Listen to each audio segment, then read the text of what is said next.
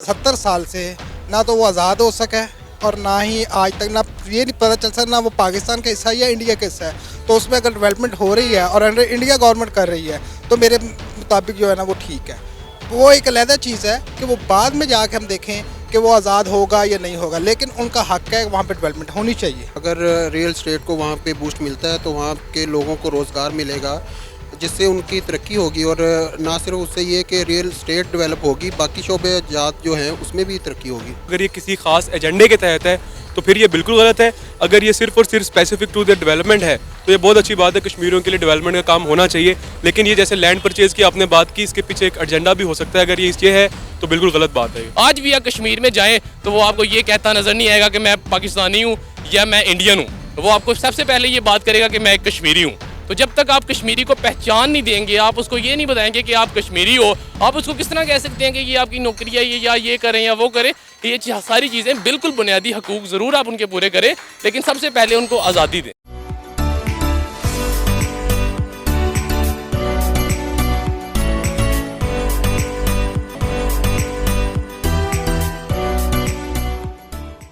अस्सलाम वालेकुम, नमस्ते, सत श्री अकाल। मैं हूं Sana Amjad. Viewers, Indian government invite every citizen of India to buy land in Jammu Kashmir. Real estates की जो कंपनी है उनको जम्मू कश्मीर की इंतज़ामिया ने कहा है कि वो कश्मीर में आएँ, यहाँ पर आकर लैंड परचेज करें, यहाँ पर डेवलपमेंट करें, प्लॉट बनाएं, बिल्डिंग्स बनाएं, फिर ओवरऑल पूरे इंडिया में से जो भी इंडियन चाहे वो जम्मू कश्मीर में लैंड परचेज कर सकता है। इस पर हम लेंगे पाकिस्तानी अवाम का रिएक्शन, तो आइए चलिए हमारे साथ। अस्सलाम वालेकुम। वालेकुम अस्सलाम। सर, आपका नाम? मेरा नाम डॉक्टर समीउल्लाह। एहसन फरीद। शमीर अली। इमरान। मेरा नाम मियां ज़िशान असगर है जी। सर, इंडियन गवर्नमेंट जो है उन्होंने रियल एस्टेट को कहा है कि वो जम्मू कश्मीर में आएँ और यहाँ पर आकर लैंड परचेज करें, प्लॉट्स बनाएं, बिल्डिंग्स बनाएं, ताकि यहाँ पर जो भी इंडियन चाहे वो यहाँ पर लैंड परचेज कर सके। आप इस हवाले से क्या कहेंगे, क्योंकि कश्मीर तो हमारा हो नहीं रहा, तो अगर वहाँ पर डेवलपमेंट इस तरह से हो जाती है तो कश्मीरियों के लिए कितना फ़ायदेमंद होगी? लेकिन अगर डेवलपमेंट वहाँ पे होती है तो इस बात से कतई नज़र कि कश्मीर हमारा हो रहा है या नहीं हो सकता या नहीं होगा, डेवलपमेंट तो ज़रूरी है। वो तो उन लोगों के लिए बिल्कुल ठीक है, डेवलपमेंट होनी चाहिए वहाँ पे। देखें, कश्मीर में डेवलपमेंट है, अच्छी बात है, कश्मीर के लोगों को फ़ायदा होगा। लेकिन अगर इसके पीछे इंडियन गवर्नमेंट का कोई ख़ास एजेंडा है, जैसे कि माजी में हमने देखा है कि वहाँ पे सेटलमेंट के नाम पे उनकी नस्लकशी की गई, ये कश्मीरी पंडित्स को लाके ऑल ओवर इंडिया वहाँ पे बसाया गया, मुसलमानों की जो तादाद है वहाँ पे कम करने की कोशिश की जा रही है। तो अगर ये किसी खास एजेंडे के तहत है तो फिर ये बिल्कुल गलत है। अगर ये सिर्फ और सिर्फ स्पेसिफिक टू द डेवलपमेंट है तो ये बहुत अच्छी बात है, कश्मीरियों के लिए डेवलपमेंट का काम होना चाहिए। लेकिन ये जैसे लैंड परचेज की आपने बात की, इसके पीछे एक एजेंडा भी हो सकता है। अगर ये है तो बिल्कुल गलत बात है। जहाँ पर रियल एस्टेट आ जाती है या जम्मू कश्मीर में अगर रियल एस्टेट आकर काम करती है तो जो कश्मीरियों के पास पहले लैंड है उसकी कीमत भी बढ़ जाएगी। ऑब्वियस ही बात है, जब भी रियल स्टेट आता है तो ज़मीन की कीमतें ही बढ़ती हैं। ज़मीन की कीमतें बढ़ेंगी तो कश्मीरी अपनी विल से अगर बेचेंगे तो उनको भी फ़ायदा होगा, नहीं बेचेंगे तो वो पर्सनली भी कुछ उसके ऊपर डेवलपमेंट का काम कर सकते हैं। अच्छा, कश्मीर की वैली उसमें बहुत पोटेंशियल है, टूरिज्म के हवाले से भी, इस तरह के बाकी चीज़ों में भी। लेकिन वहाँ पे इंफ्रास्ट्रक्चर की सूरत हाल बहुत ख़राब है।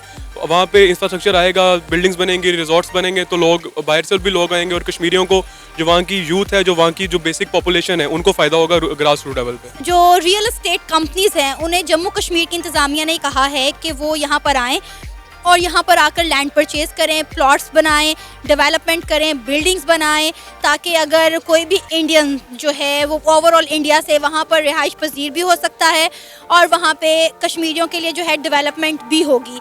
आपको क्या लगता है इस हवाले से, क्या ये डेवलपमेंट होनी चाहिए या नहीं होनी चाहिए? और अगर ऐसी डेवलपमेंट जम्मू कश्मीर में होती है तो उससे कश्मीरियों को कितना फ़ायदा होगा?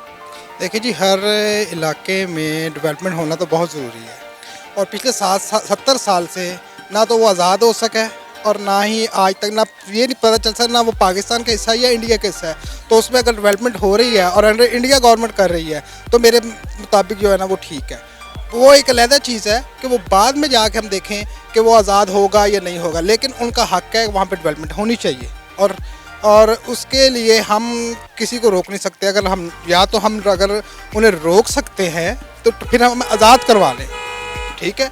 और अगर हम आज़ाद नहीं उसे करवा सकते तो जो वहाँ पे डेवलपमेंट करना चाह रहा है उसे डेवलपमेंट करनी देनी चाहिए। देखिए जी, बड़ी सिंपल सी बात है, ये डेवलपमेंट जो है ना, ये एक वर्ड तो बड़ा खूबसूरत है और बड़ा मेमोराइज करता है, आपको ये सारी चीज़ें सिखाता है, लेकिन डेवलपमेंट के पीछे जो इनके इनिशियल जो उनके एम्स हैं, जो उनके मकसद हैं, उसको समझने की बहुत ज़्यादा ज़रूरत है। यहाँ पे उसको क्लैरिफाई करना चाहिए। वो मसला ये है कि जब उन्होंने आर्टिकल 35A और 270 रिवॉक किया अगस्त में, तो वहाँ पे उनके कॉन्स्टिट्यूशन में ये बात लिखी गई है कि कोई भी नॉन कश्मीरी वोटर जो है वो वोट निकास करेगा, कोई भी नॉन कश्मीरी है वो आके वहाँ पे जगह परचेज नहीं करेगा। It is written in the constitution of India. ये सारी चीज़ें बातें जो थी ये शेख अब्दुल्ला के दौर में सारी चीज़ें मेंशन थी उनके कॉन्स्टिट्यूशन में, लेकिन उन्होंने रिवॉक किया 35A को और 270 को।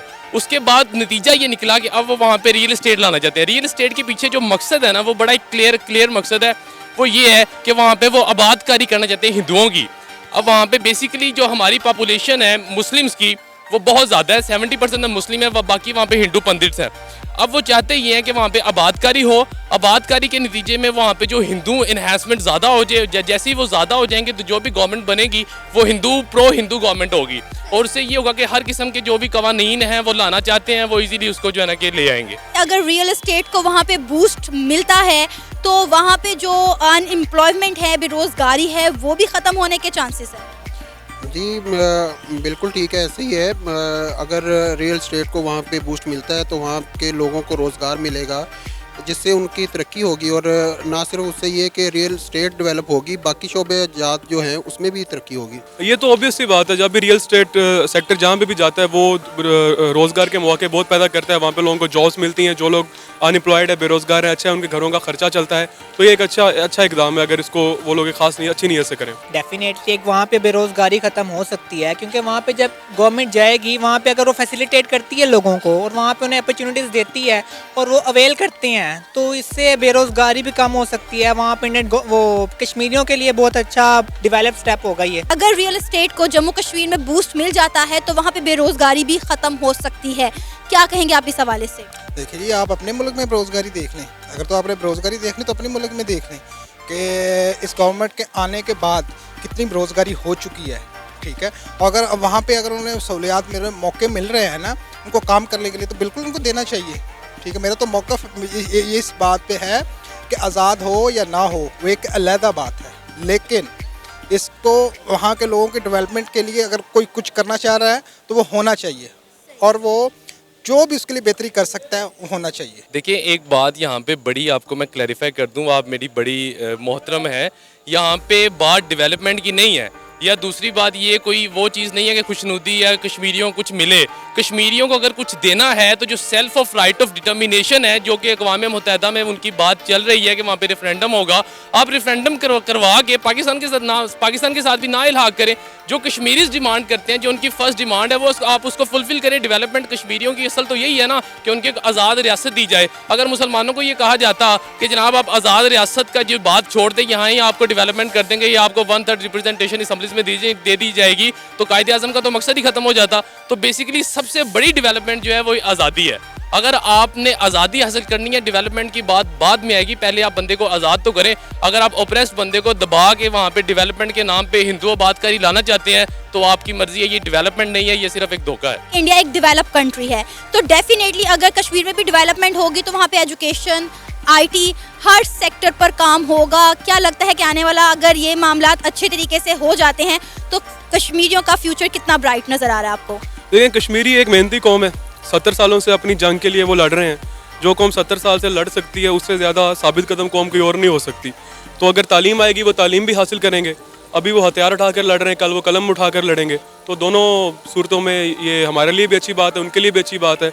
वो अपना जो उनका हक है इस्वाब राय का वो इस्तेमाल करें, और उनमें शऊर आएगा। शऊर किसी भी कौम में जब आता है तो वो बेहतरी की तरफ ही जाती है, और माशाल्लाह से कश्मीरी पहले ही बाशऊर है।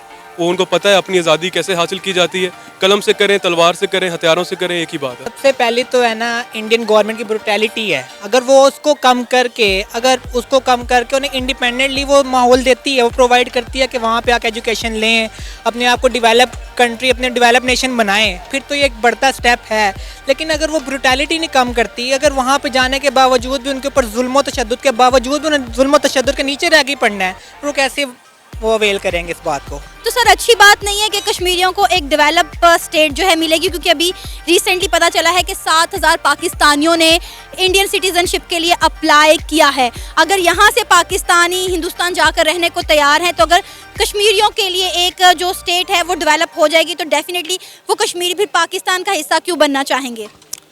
मैम बात तो ये है कि 7,000 पाकिस्तानी है ना, अगर वो वहाँ पे जाना चाह रहे हैं तो वो होंगे जो इंडियन गवर्नमेंट को सपोर्ट करते होंगे, या उनका कोई ना कोई मफाद होगा, किसी का बिजनेस में होगा, किसी का रियल एस्टेट में होगा, जैसे वहाँ पे रियल एस्टेट का काम हो रहा है, ठीक है। तो जाहिर बात है किसी न किसी का कोई तो मफाद है।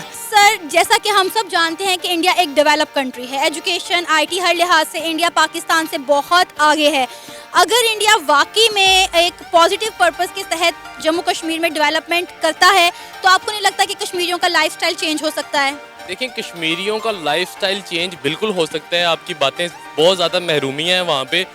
इसका मतलब तो मैं इस तरह लूँगा, अगर आप कहें कि जनाब स्विट्ज़रलैंड बड़ा एक डेवलप्ड कंट्री है तो हम क्या कश्मीर उठा के स्विट्ज़रलैंड को दे दें? अगर चाइना चाहता है कि जनाब वो डेवलपमेंट करेगा, वहाँ पे लोगों के लिए बुनियादी हकूक देंगे, तो हम अपना गवादर जो वो चाइना के नाम कर दें? ऐसा तो नहीं होता ना। आप डेवलपमेंट करें वहाँ पे, लेकिन आप जो वहाँ पे रियल एस्टेट है, आप ज़मीन खरीदने का हक ही नहीं है नॉन कश्मीरी को।